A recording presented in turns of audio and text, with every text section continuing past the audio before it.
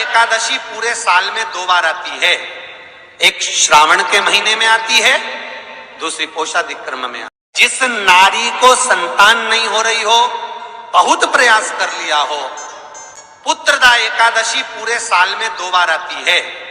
एक श्रावण के महीने में आती है, दूसरी पोषाधिक क्रम में आती है। पुत्रदा एकादशी होती है, ये संतान की वृद्धि करने वाली होती है। शंकर जी के मंदिर में जाकर, भगवान शिव के मंदिर में पूजन करके घी का 1 कटोरी में घी और 1 कटोरी में खीर शंकर के सामने रख देते हैं। भगवान शंकर के मंदिर पर चौखट पर घी का दिया लगा देते हैं। शंकर जी की चढ़ी हुई 1 बेलपत्र साथ में रखें और 1 बेलपत्र को उठाकर शंकर जी के मंदिर की चौखट पे ही बैठकर चबा चबा कर खा लेते हैं। जो 1 बेलपत्र लेकर आए हैं वो अपने पति को खिला देते हैं।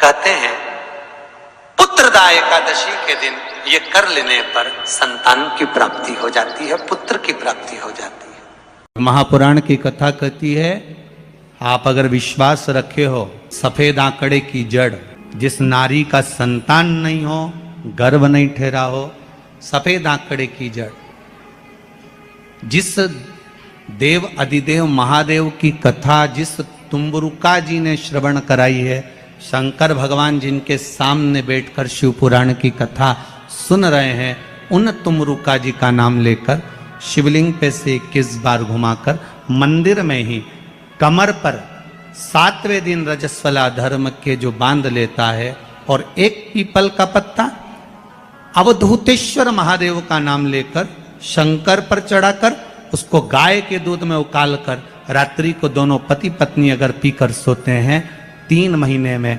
भगवान भोलेनाथ उसकी गोद भर देते हैं। ये शिव तत्व। शंकर देता जरूर है। अच्छा, संतान नहीं हो, किसी नारी की गोद अगर, स्त्री की गोद अगर खाली रह जाए तो भी दुख होता है उसको कि मेरे घर में औलाद नहीं, संतान नहीं। हम कई बार कहे, आज फिर कहते हैं, ये टेस्ट भी बाद में कराना, सारी जांचें बाद में कराना। एक बार शंकर का भजन कर कर देखना। पिछले वर्ष कथा में तुमरुका जी की जो कथा कही थी, यूट्यूब पर डली हुई, अगर आप लोगों ने नहीं सुनी हो तो उसको निकालना यूट्यूब पर। श्री तुमरुका शिव महापुराण की कथा हमने कही थी, तुमरुका जी का व्याख्यान, उसमें वर्णन किया था। सब जगह से अगर हार जाओ और सारे रिपोर्ट आपकी आपने सब दूर दिखा ली, तो एक बार शंकर पर भरोसा कर कर तुमरुका जी का नाम लेकर सफेद आंकड़े की जड़ को शिव जी पे से रजस्वला धर्म के 7वें दिन 21 बार घुमा लो। नाम गोत्र बोलकर कमर में लाल धागे में बांध लो। पीपल के पत्ते शिव जी को चढ़ाओ, उठाकर लाओ। उस 1 पत्ते को रात्रि को गाय के दूध में उकालो और उस दूध को दोनों पति पत्नी पियो।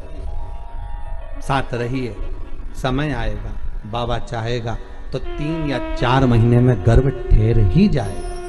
सारे डॉक्टर को दिखा लिया अपनी जगह, टेस्ट भी करवा लिया अपनी जगह, पर एक बार प्रयोग, और वो विश्वास रखकर करना पड़ेगा। शंकर पर जो भी कार्य कर रहे हो आप, जो उपाय कर रहे हो आप, शिव का स्मरण कर, भगवान पर अगर विश्वास रखोगे, भरोसो दृढ़ इन चरणन कहो, श्री वल्लभ नक चंद्र छटा बिन सब जगमा ही अंधेरो। अगर भरोसा है तो शंकर है, और भरोसा नहीं तो शिव कहां से। विश्वास लेकर अगर आए हो तो काम तो होगा। ये लोग काशी से आए हुए हैं, विश्वास लेकर ही तो आए होंगे कि हम जाएंगे शंकर की कथा में तो बाबा कृपा जरूर करेगा।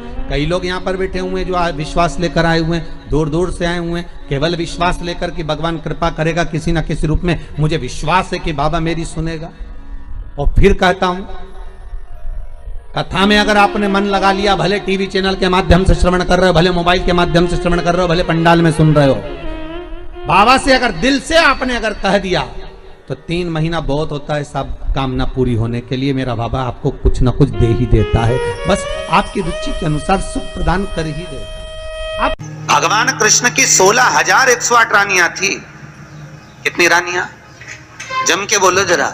16,108 8 और 16,108 रानियां होने पर भी भगवान कृष्ण के यहाँ जब औलाद नहीं हुई तब भगवान कृष्ण ने अपने गुरु गर्गाचार्य बाबा को बुलवाया और द्वारकापुरी में बुलवा कर पूछा, गुरुदेव मेरी 16,108 रानियों से औलाद नहीं होती, संतान नहीं होती, मैं क्या करूं? गर्गाचार्य बाबा ने कहा, तुम चिंता मत करो, पार्थिव शिवलिंग का निर्माण करो। शंकर भगवान के शिवलिंग का निर्माण कर कर एक एक रानी के साथ में 11-11 दिन तक बैठकर शिव जी का अभिषेक करो। और पार्थिव शिवलिंग का निर्माण गर्गाचार्य बाबा के कहने पर भगवान कृष्ण ने करा। एक एक रानी के साथ में 11-11 दिन तक भगवान शिव का अभिषेक करा। तब भगवान शंकर प्रकट हो गए और शिव जी प्रकट होकर बोले, कन्हैया मांगो तुम्हें क्या चाहिए? शंकर भगवान ने जब कहा, कृष्ण बोले मेरे यहाँ औलाद नहीं है। शिव जी ने कहा, क्यों चिंता करते हो? तुमने 11-11 दिन तक एक एक रानी के साथ में बैठकर मेरा अभिषेक करा है। जाओ मैं तुम्हें वर प्रदान करता हूं कि एक एक रानी से तुम्हें 11-11 संतान होगी और 1,77,186 भगवान कृष्ण के बच्चे हुए। ये शंकर जी की कृपा से। अब तुम्हें कितने चाहिए बोलो? भगवान कृष्ण के यहाँ अगर औलाद हुई तो किसकी कृपा से? अरे बोलो, बोले कौन होगा ऐसा? कितना करुणामय, कितना दयालु, कितना आनंद देने वाला। ब्रह्मलोक के देवता भगवान ब्रह्मा, वैकुंठ के देवता भगवान विष्णु और पृथ्वी का देवता अगर कोई है, इस मृत्यु लोक का अगर कोई देव है तो वो देवों का देव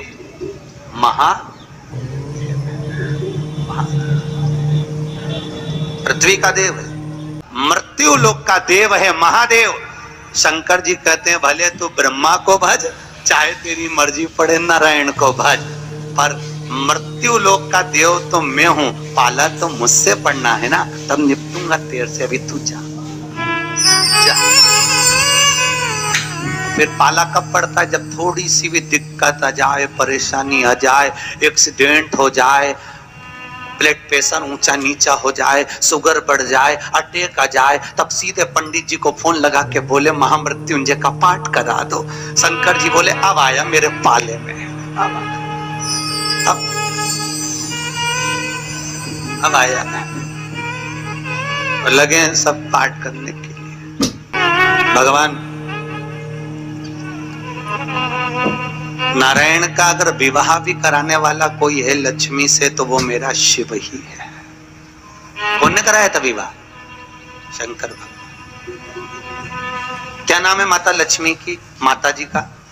अरे यहीं तो कोई ऊपर बोल रहा था, गुरुजी हमारे गुलबर्गा में तो खूब कथा होती है, आपको मालूम है गुरुजी? खूब कथा हुए हमारे यहाँ, खूब कथा चले। तो हमने कहा अच्छी बात है, बताओ जल्दी से माता लक्ष्मी जी की माँ का नाम क्या? बोलो तो। हर हर महादेव।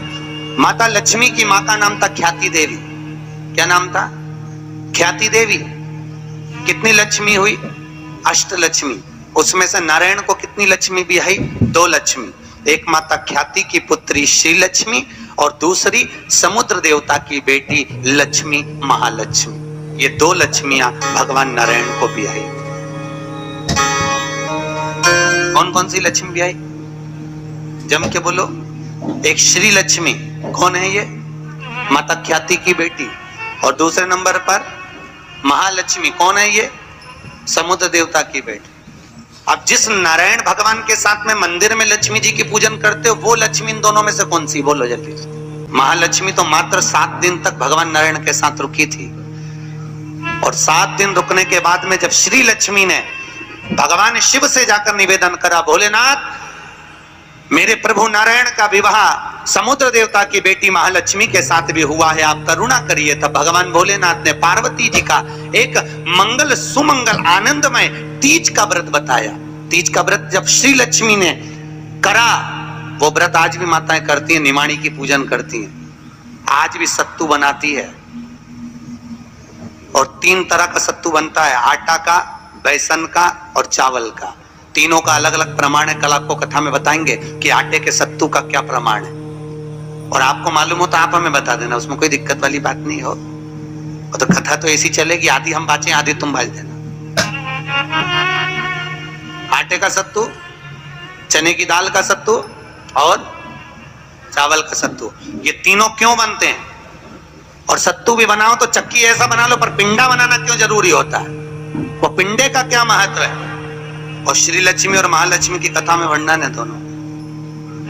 वो कथा कल आएगी, उसको अपन कल लेंगे। पर आज जो कथा चल रही है कि श्री लक्ष्मी को माता पार्वती जी का विवाह, सुंदर व्रत बताया, और उस व्रत को माता पार्वती ने करा। और उस व्रत को माता श्री लक्ष्मी ने जब करा, पार्वती के व्रत का हो, तब माता श्री लक्ष्मी और महालक्ष्मी दोनों एक हुई और एक होकर नारायण के साथ में जाकर विराजमान हुई। आज भी जो माता लक्ष्मी का एक हाथ नीचे है और कमल का पुष्प पकड़ी है, वो लक्ष्मी जी का महालक्ष्मी दर्शन है। और माता अगर हाथ देर से इशारा कर कर आशीर्वाद दे रही है, वो श्री लक्ष्मी का भाग है। माता दो भाग,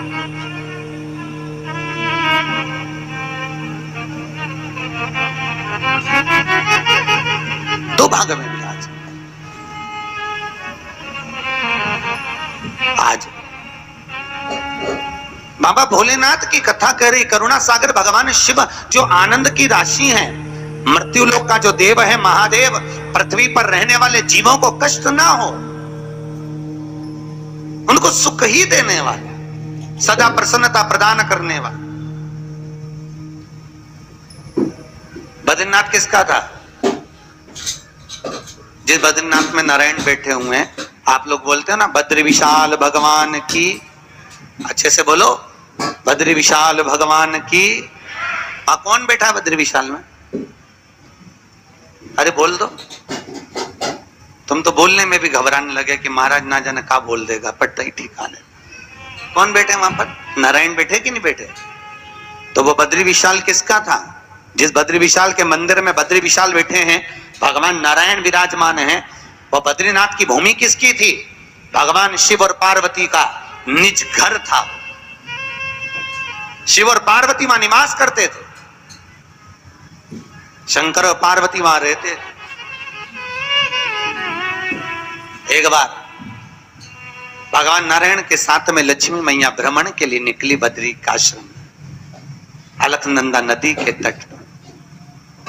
और माता लक्ष्मी ने जैसे ही बद्रिकाश्रम को देखा, इतना सुंदर आश्रम, नारायण ने शिव जी को नमन करा, शंकर ने नारायण को नमन करा, दोनों एक दूसरे को नमन करे। और इतने में नारायण लक्ष्मी को लेकर वापिस जाने लगे, तो लक्ष्मी जी ने नारायण को रोक लिया और कहा, प्रभु रुकिए, मेरे वचन को सुनो, ये बद्रिकाश्रम मुझे बहुत अच्छा लग रहा है, नाथ कुछ भी करो पर ये बद्रिकाश्रम मेरा होना चाहिए।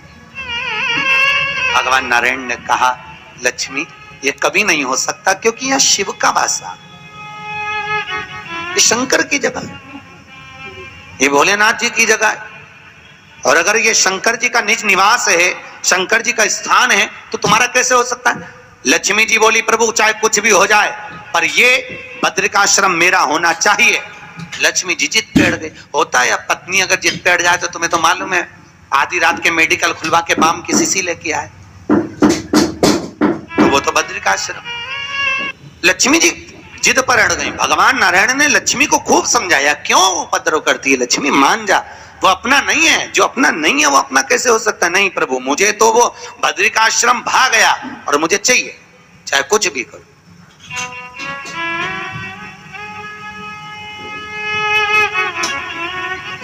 और देखो, अगर भाग्य में है, किस्मत में है, तो जरूर मिलता, जरूर।